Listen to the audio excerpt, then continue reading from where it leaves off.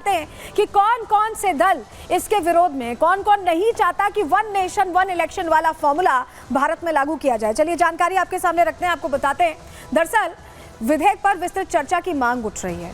ये मांग इसलिए उठ रही है क्योंकि बहुत से ऐसे दल हैं जो नहीं चाहते हैं। बिल को संयुक्त संसदीय समिति में भेजने की भी मांग इनकी तरफ से रखी गई है। विपक्ष ने बिल जेपीसी में भेजे जाने की मांग रखी गई और इसको लेकर सत्ता पक्ष सरकार भी सहमत दिखाई दे रही है और सीधे सीधे कहा गया है कि जो उनकी मांग है उस पर एक्ट किया जाएगा, जेपीसी में भेजा जाएगा। गृह मंत्री ने भी कहा कि सरकार चर्चा के लिए यहाँ पर तैयार है। बिल्कुल कहीं कोई यहाँ पर शक शुबा नहीं है। गृह मंत्री ने भी कहा कि सरकार चर्चा के लिए तैयार है और इस पर जेपीसी में से भेजने जाने की बात कही जा रही है। तो ये पूरी जानकारी है। जो विरोध करने वाले दल हैं वो क्या चाह रहे हैं ये हमने आपको बताया। और चलिए अब जरा आपको ये भी बता देते हैं कि कौन कौन से ऐसे दल हैं, क्या इसको लेकर जानकारी है। जानकारी आपके सामने रखते हैं। दरअसल आपको बताएं, विपक्षी दलों ने बिल का विरोध किया है और इसको लेकर बिल देने के अधिकार पर उन्होंने कहा कि ये चोट है। कांग्रेस का ये कहना था कि चोट है, ये बिल संविधान के ढांचे पर हमला है, ये भी टीएमसी की तरफ से कहा गया। तो जो इंडी ब्लॉक के अलग अलग दल हैं उनकी तरफ से जो कहा गया हम आपको बता रहे हैं। बिल से संघीय ढांचे को खत्म करने की कोशिश की जा रही है। ये समाजवादी पार्टी का स्टैंड है। ये विधेयक क्षेत्रीय दलों को खत्म कर देगा। AIMIM असदुद्दीन ओवैसी साहब ये सदन के अंदर कहते सुनाई और दिखाई दिए। तो अपने आप में इनकी तरफ से ये कह दिया गया, इन्होंने अपना स्टैंड क्लियर कर दिया है। विपक्ष के जो बड़े चेहरे हैं, जो सदन में इस पर चर्चा हो रही थी उस पर बोल रहे थे, जो बड़े चेहरे उन्होंने क्या कहा, क्या स्टैंड रहा है तो हमने बता भी दिया आपको, लेकिन कहा क्या है वो भी जरा सुन लीजिए। ये दोनों कानून संविधान और नागरिकों के वोट देने के जो उनकी संवैधानिक अधिकार है उस पर आक्रमण है और इसका हम पुरजोर विरोध करते हैं। विरोध का आधार ये है कि इस सबसे पहले 82(5) में चुनाव आयोग को जो यहाँ पे ताकत दी गई है, ये कभी भी इससे पहले चुनाव आयोग की ऐसी ताकत भारत के संविधान के निर्माताओं ने नहीं बनाया है। मैं समझ नहीं पा रहा हूँ, अभी 2 दिन पहले संविधान को बचाने की, संविधान की गौरवशाली परंपराएं की कस्में खाने में कोई कमी नहीं रखी। 2 ही दिन के अंदर संविधान की जो हमारी मूल भावना है, 2 ही दिन के अंदर संविधान का जो हमारा संघीय ढांचा है उसको खत्म करने के लिए संविधान संशोधन बिल लाए हैं। जिसको जो बिल आया one nation one vote constitution amendment, हम लोग बोला है पार्टी का तरफ जो संविधान का जो ढांचा है उस ढांचा का विरोधी हो गया। Basic structure of the constitution has been totally demolish, ढांचा का उल्लंघन कर दिया। This bill indirectly introduced a presidential style of democracy. This bill is based on maximizing political gain and convenience. This bill will finish off regional parties. This bill is only brought in to massage the ego of the supreme leader. Thank you, sir. तो किस किसने साथ दिया अब ये भी आपको बता देते हैं। जानकारी आपकी टेलीविजन स्क्रीन पर रख रहे हैं। देखिए सबसे पहले नीतीश कुमार के दल जेडीयू ने यहाँ साथ दिया है। टीडीपी भी साथ नजर आई। ये दोनों सरकार में हैं, एनडीए में शामिल हैं। इन दोनों ने पूरा साथ दिया और इसके अलावा एलजेपीआर चिराग पासवान की जो पार्टी है उसने भी पूरा समर्थन किया है। तो ये वो दल थे जो साथ थे और जिन्होंने विरोधों में बात कही है वो भी हमने आपको सुना दिया। लेकिन पता है ये सरकार को ये जानकारी है कि बिल पास नहीं हो पाएगा और इसी वजह से, क्योंकि नंबर गेम को लेकर ये पूरा खेल है और ऐसे में ये समझना जरूरी है कि आखिर सरकार ने फिर इसको लेकर इनएक्ट क्यों किया। चलिए जल्दी से आपके सामने हम जानकारी रखते हैं क्योंकि नंबर गेम को लेकर फंस सकता है, लेकिन सरकार रणनीति के तहत जेपीसी भेजने की बात कर रही है। चलिए जानकारी आपके सामने रखते हैं जरा। एक देश एक चुनाव के लिए सरकार देखिए 2 बिल लाई है। सबसे पहले तो आप ये समझिए 2 बिल है, मतलब वन नेशन वन इलेक्शन के लिए 1 बिल नहीं है। यहाँ पर पहला बिल संविधान संशोधन का लाया गया है जिससे संशोधन किया जा सके।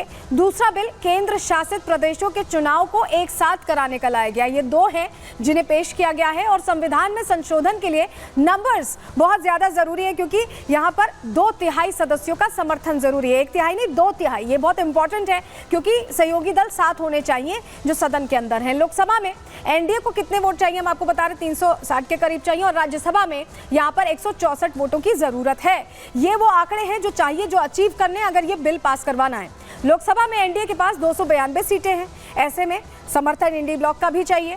राज्यसभा में एनडीए के पास 112 सीटें और यहाँ भी सेम फॉर्मूला लागू होता है। यहाँ पर भी जो विरोधी दल है उनका समर्थन चाहिए। तो ऐसे में समर्थन चाहिए और इसको लेकर देखिए यही वजह है कि जेपीसी भेजे जाने की बात हो रही है। लेकिन जो कोविंद कमेटी बनी थी, रामनाथ कोविंद, जिन्होंने ये इसको लेकर पूरा विश्लेषण अपना दिया है, उन्होंने कैसे इस बिल को और इस पूरे फॉर्मूले को जरूरी बताया सरकार के लिए, अब जरा वो भी सुन लीजिए।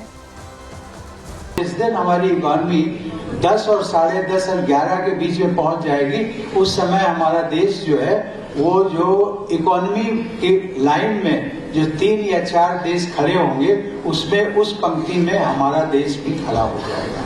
जो सभ्यता है, हिंदुस्तान की एक अलग पहचान है पूरे विश्व में, वो कुछ अलग बातों के लिए है, केवल इकॉनमी को लेकर के नहीं है।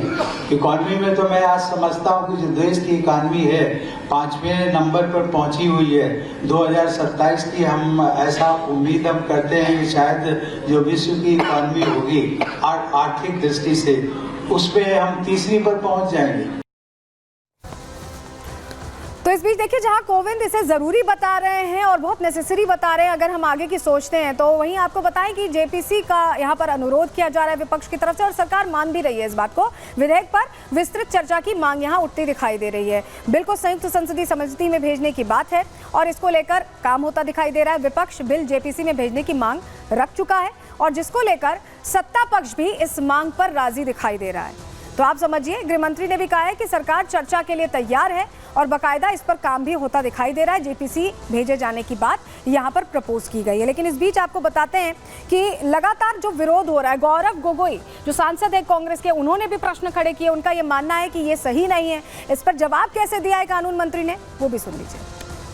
नीति आयोग के रिपोर्ट के आधार पर ये कहना चाहते हैं कि 5 ईयर टर्म अनिवार्य नहीं है। 5 ईयर टर्म अनिवार्य है, ये नीति आयोग के रिपोर्ट में नहीं जाए। नीति आयोग कोई संवैधानिक कोई बॉडी नहीं है जो इस प्रकार का ये परामर्श दे पाए। तो इसीलिए मैं बस इतना ही कहना चाहूंगा कि ये दोबारा अगर इनको लगता है कि प्रधानमंत्री मोदी जी पर के प्रचार से ये पूरे ये भारत के चुनाव को छीनेंगे, तो हम ये चोरी नहीं होने देंगे और हम बिल का विरोध करते हैं। इस बिल को जेपीसी में भेजा। मैं ये कहना चाह रहा हूं कि संविधान का अनुच्छेद 327 संसद को पार्लियामेंट को अधिकार देता है, विधानमंडलों के चुनाव के संबंध में प्रावधान करने का अधिकार देता है। इसमें कहा गया है कि संविधान के प्रावधानों के अधीन संसद समय समय पर कानून द्वारा संसद के किसी भी सदन या विधानमंडल के किसी भी सदन के चुनाव से संबंधित सभी मामलों के संबंध में प्रावधान कर सकती है।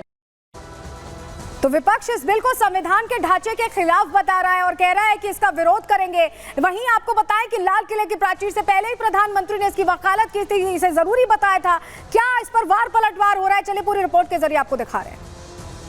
जो सदस्य इसके पक्ष में वहां गए, जो सदस्य विरोध में ना गए,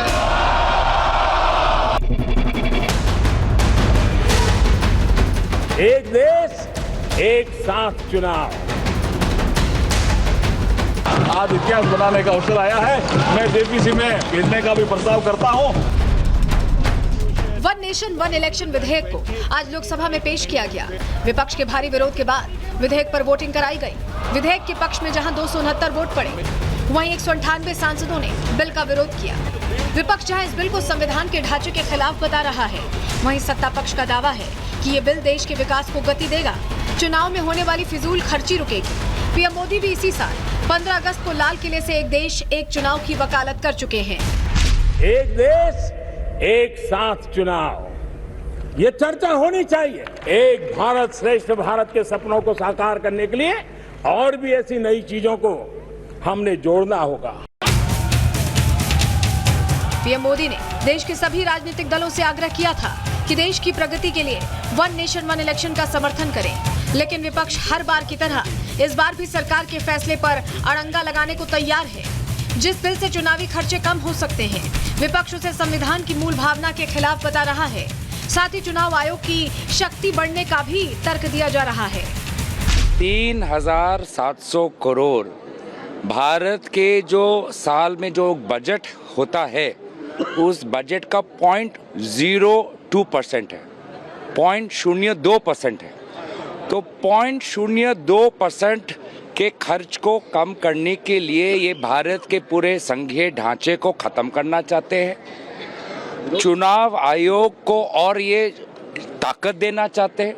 वो चुनाव आयोग जहां पर कमिश्नर्स की नियुक्ति में सुप्रीम कोर्ट की कोई भूमिका नहीं। 1 साल में भी विधानसभा का चुनाव हो सकता है, 2 साल में भी हो सकता है, 3 साल में भी हो सकता है, जबकि जनता के द्वारा 5 साल का निर्वाचन।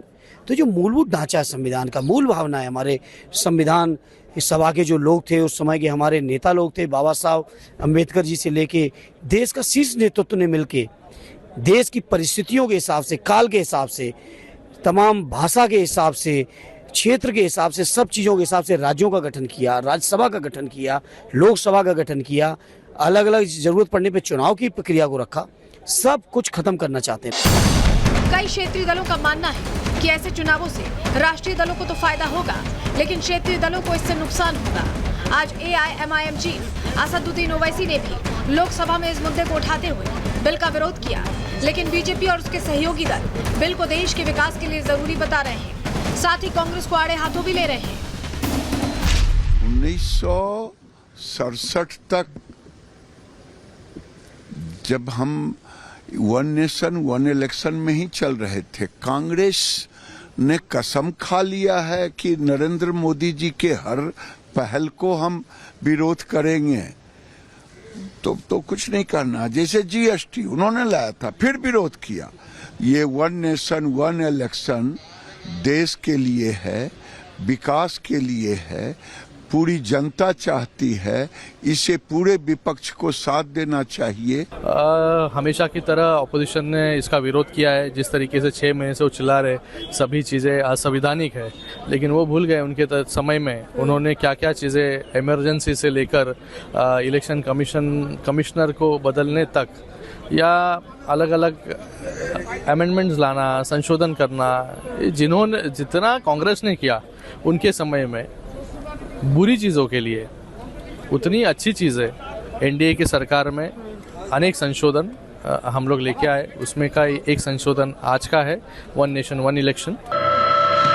फिलहाल लोकसभा में NDA के पास संख्या बल नहीं है, ऐसे में लोकसभा से ये बिल पास नहीं हो सकता है। बिल JPC में भेजा जाएगा, जहां इस पर विस्तार से चर्चा होगी, जिसके बाद विपक्षी और क्षेत्रीय दलों से सहमति बनाने की कोशिश की जाएगी। Bureau report, Republic Bharat.